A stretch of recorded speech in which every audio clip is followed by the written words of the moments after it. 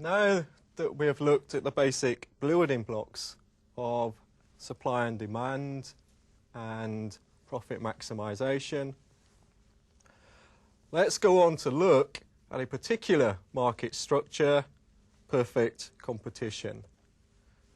Now, in a perfectly competitive industry, we have a very large number of firms, each producing an identical product.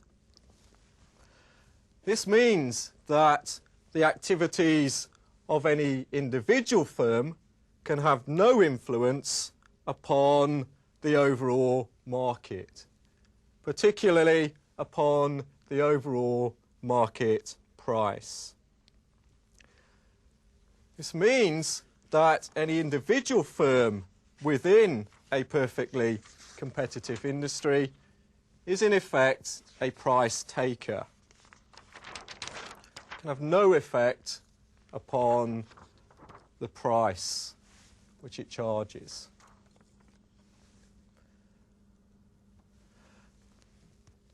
Now, in terms of our demand curve, that means that the individual firm within such a market structure has a perfectly elastic demand curve. Remember, this is for the individual firm.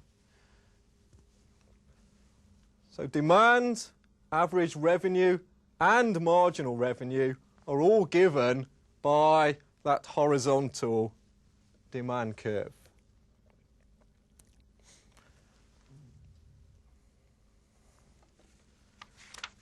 Now, to determine the profit maximising output of our firm within such a market structure, we need to add to this framework its cost structure.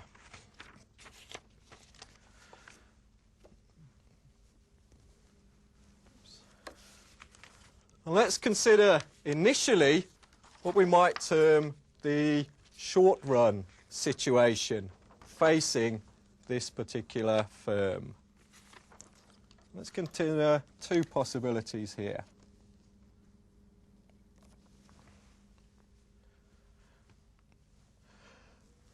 Remember that the firm will attempt to profit maximise, which involves equating marginal cost and marginal revenue.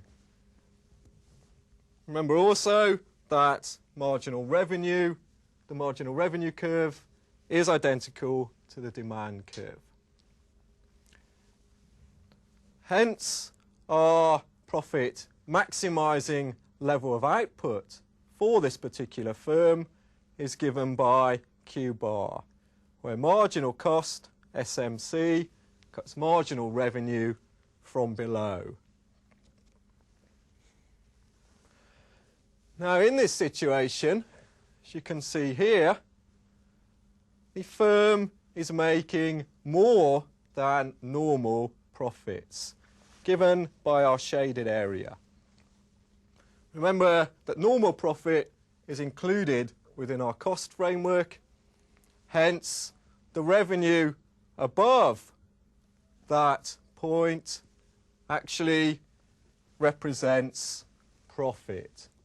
Profit given by the shaded area. However, within a perfectly competitive framework, we also have a situation of free entry or exit from the industry in the longer run. Hence, the existence of this excess profit for individual firms will entice other firms to enter the industry. So the existence of excess profits will lead to other firms entering the industry, other producers. Within the market, therefore, we will have a shift in the supply curve to the right.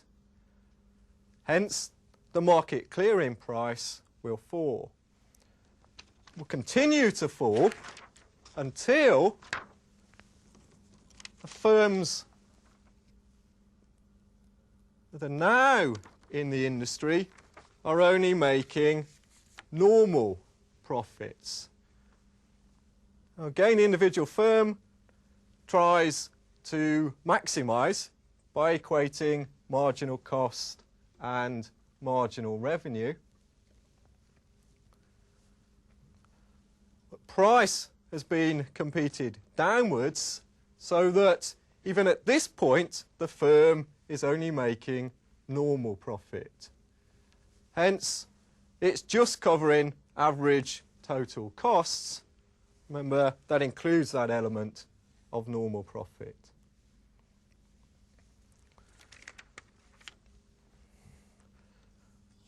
What about our other possible situation?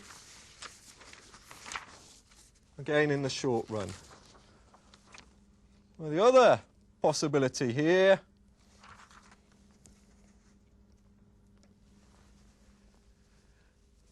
is that in the short run, our individual firm is actually making a loss. As you can see, price, demand, average revenue is less than average total costs here. By equating, again, marginal cost and marginal revenue, this firm in the short run is minimising those losses. So rather than being the profit maximising level, it is effectively the minimum loss level. Now the firm has two choices in this situation. It can stay in production, continue producing that particular quantity and receiving that particular price, or it can shut down its activities. Notice in the short run that this firm is covering average variable costs.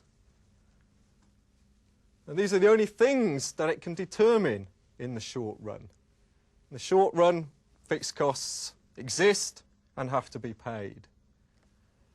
Hence, even though it is not covering total costs, which include this fixed cost element, it is making a contribution to those costs because the actual amount of revenue it generates exceeds average variable costs. Hence, it pays the firm in the short run to continue producing and pay off some of those fixed costs. What about the longer term situation when we have a firm of this nature? Well, in the longer run, because our firm is making a loss, then it and similar firms will exit the industry. So the number of producers will actually decline. The result of this is a shift in the supply curve to the left, resulting in a higher market price and a higher demand curve for the individual firms that are left. Hence again, we will return to a long-run equilibrium situation where equating marginal cost and marginal revenue produces only normal profit for the individual firm. Now note the assumptions that are necessary to generate this sort of market framework. Firstly, that no individual firm can actually influence the overall market, so that the firm is a price taker. And there may be some particular markets that are characterised in this way, but most involve much bigger firms that can have some influence upon the market. The second assumption which is made here is that there is free entry and exit from the industry in question. Hence, there are no barriers to entry restricting firms from moving in to this particular market. Thirdly, it is normally assumed that all firms who choose to enter this particular market have access to the same technology, so that their cost structures are identical. And it is this which generates our long-run equilibrium where only normal profit is being made. Clearly, it's possible to relax that latter assumption so that some firms are making more profit than others, but effectively that is acting as some sort of barrier to entry for other firms.